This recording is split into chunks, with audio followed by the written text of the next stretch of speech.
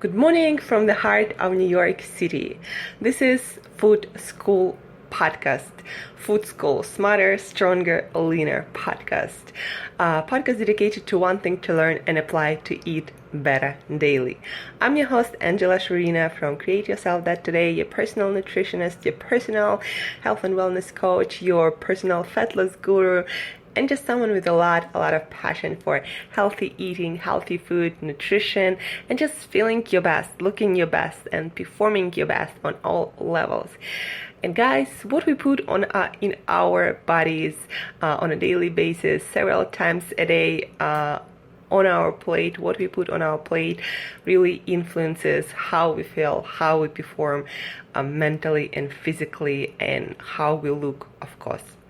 Today's episode is dedicated to the book that I've recently finished, and I was really excited to read it. It's called Play On: The New Science of Performance at Any Age by Jeff Berkovich. Basically, the book is about the concept, not so much the concept as a fact, that athletes, for example, professional athletes, perform better at later and later age, meaning that there are Wimbledons won by older athletes. Athletes are able to perform on a world-class level at a later and later age. And the journalist Jeff Berkovich wanted to find out, why is it happening? What's going on? What are they doing differently to perform the best at older age, and what we all can learn from them to also start performing better no matter how old we are, and getting better at things, at performing mentally and physically no matter how old we are. And I want to share with you, of course, pieces about food, about diet, about nutrition that athletes use more and more these days, and they're proven to be beneficial, not just some hype. But also I want to give you a few concepts about your own training, how you can perform better no matter what age you are at. So, about food. There are just a few concepts that really work across the board. The rest is, pure speculation. Nobody knows if it really works or not.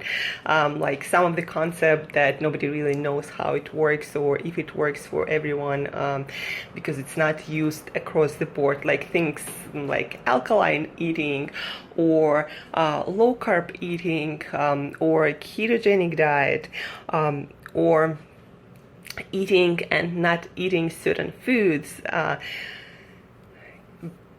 from dairy to gluten to certain fruits to even things like, mushrooms. Some athletes really go deep into that and get their genome analyzed, and based on that their diet are built, and they exclude certain foods, not even certain food groups. And yes, sometimes it works, sometimes it doesn't, but the benefits are really hard to measure because the effects are either placebo or non-existent. But there are a few things that all of the athletes, especially athletes at older age, do when it comes to diet. Like, for example, thing number 2, avoiding GMO foods. And there is a lot of debate going on about genetically modified organisms or genetically modified foods, but what most scientists agree on is genetically modified foods are not recognized by our body the same as naturally produced by Earth's organism. And what it means, especially for athletes for whom energy levels are very, very important for their performance, because they give everything to their performance. That's their living, right? So GMO food take more energy for our body to digest, assimilate, get the nutrients from them, and energy that can be spent elsewhere on our work, on our life, physical and mental performance. So GMO foods, genetically modified organisms, you want to avoid them as much as possible, and professional athletes do just that. Then you want to avoid as much as possible, of course, processed foods, especially, processed carbohydrates like sugars or processed grains. More and more athletes not necessarily follow a low carbohydrate diet or keto diet, but they try to avoid as much as possible processed sugars, processed grains, and any kind of processed foods, because it negatively affects their performance and especially recovery time, and also their chance to get injured. So no processed stuff, no junk foods. Athletes are really careful about that. Another thing that a lot of athletes do not include, and that kind of goes into a lot of processed foods, bad fats, trans fats like canola oil, like sunflower oil, soybean oil, what's called vegetable oils, all the hydrogenated oils, basically everything but oils like olive oil or avocado oil or coconut oil, all these manufactured fats from soy, from sunflower, safflower, canola oil. All these oils increase inflammation, and that's proven to affect performance and especially recovery time. Again, that is very important for athletes especially, but also for anyone who is interested in getting the most energy and getting the most recovery mentally and physically. So bad fats, GMO, processed sugars are not on the list, on the menu of professional athletes, and shouldn't be on yours either. But what do athletes pay attention to and what they eat? Of course, a lot of vegetables, a lot of good proteins. By the way, protein, the older the athlete, the more protein they seem to need for recovery, because the body just stops absorbing and assimilating protein as well as it does when the organism in our body is younger. So after and around each workout, each game where performance is concerned, athletes make sure that they consume good quality protein. And especially more and more science coming out, and more athletes like Kobe Bryant are on it. Bone broth, gelatin, collagen, all these words, they're not just words, they're not just fad diets. Our grandparents used to drink bone broth either in soups that they would prepare. They would eat gelatin that is made by boiling the carcasses or bones of different animals. Doesn't sound too tasty, but I love bone broth. I drink it daily. I either buy it, or I also have my protein shakes from Ancient Nutrition. It's keto protein shakes, but based on bone broth, chicken bone broth, so I consume that daily. But guys, for recovery, especially when physical recovery is concerned, if you want to keep your body healthy, your muscles healthy, perform well and recover well, your tendons, your ligaments, everything, even your muscle tissues have collagen between them. So if you don't get enough of that, your body has hard time repairing your muscle tissue, and that of course affects everything from your energy production, because muscle is the biggest storage of mitochondria, energy producing plants of your cells, but also of course a lean body mass contributes to less body fat and just better performance and for many years of your life. So bone broth, collagen, get it, look it up. The best companies, the best brands. Again, I drink mine with my protein shake by Ancient Nutrition. Another thing is creatine, that is proven, it's been around for ages, but it's proven to affect mental and physical performance, helping your body to create energy. So a lot of athletes would consume it, and 3-5 milligrams of creatine. You don't need a lot, but yeah, creatine, make sure that if you want to supplement with creatine for mental and physical performance. it can be found in animal products, but because of increased demands on our bodies and our brain, and because of our diet is not always perfect, most people do not get enough of it nearly as much as they need. And of course, professional athletes, they are on it because their demands on their bodies and their brain nervous system are super high. So creatine, bone broth. When it comes to BCAAs though, the science is very, I don't know, there is just not a lot of actual science about the effect of BCAAs on any kind of performance, recovery, or even preserving clean body mass. So now they speculate BCAAs, as big as they are, might be a waste of time. You are much better off consuming your protein from whole foods than adding BCAAs. It might actually, some studies show that it might delay the recovery of your muscle tissue of your hard workouts. So just think about it. And then, of course, a huge thing for athletes and people who are interested in the best performance are vitamins and minerals, but especially vitamins like vitamin D, and especially minerals like magnesium that is involved in DNA repair and energy production cycle.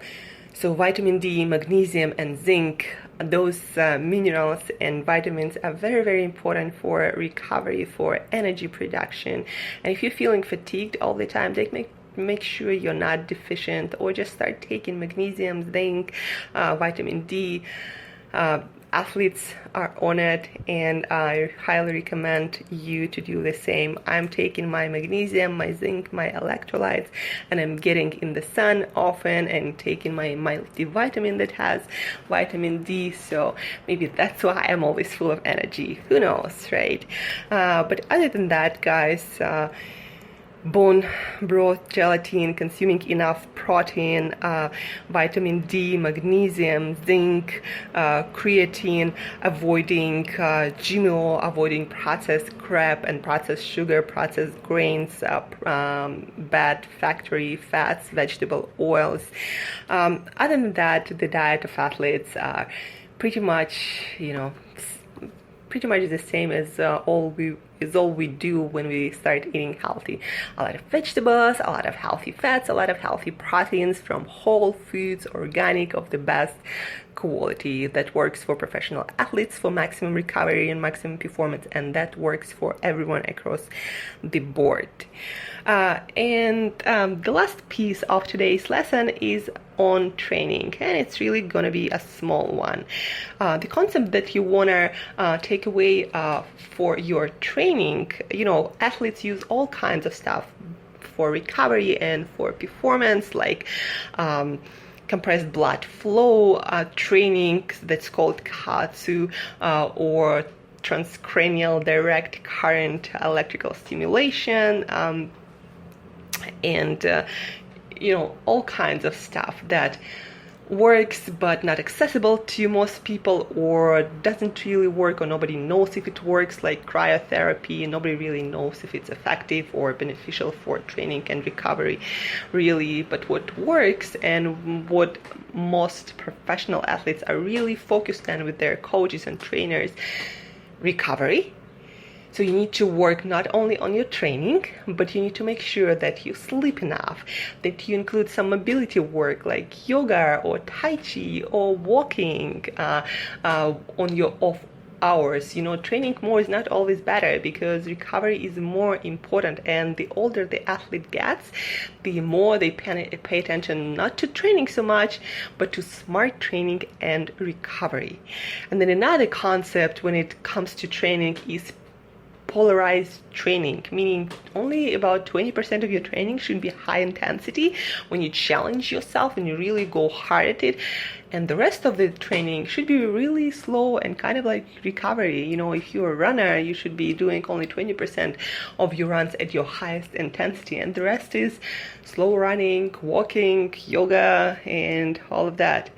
And then periodization of training is also a huge thing for all the athletes, meaning there are periods of your training when you go heavier, when you train harder, when you challenge yourself more often, and then there is like kind of like off season when you just maintain what you got and stay active to allow your body to recover and restore the reserves.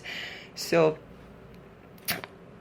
recovery is a huge thing in among professional athletes, among professional coaches, and things like sleep, like massage, like cold therapy seems to help with recovery, and meditation, all these distressing techniques.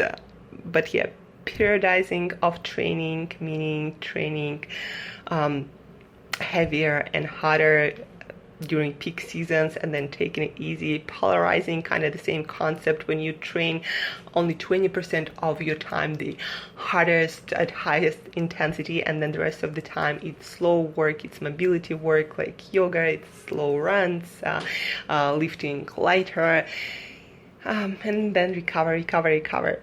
So hope you found this episode useful and interesting. The book Play on How to Perform Better at Any Age. Yeah, The New Science of Performance at Any Age by Jeff Berkovici. I'm gonna post the links in the show notes.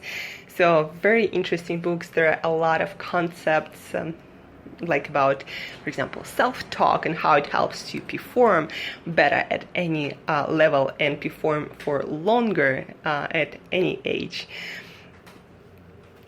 A lot of interesting concepts, and the author talks about nutrition, about training, about recovery, and a lot of interesting stories about professional athletes like Andre Agassi and others who seem to possess earthly talent for their sport, right?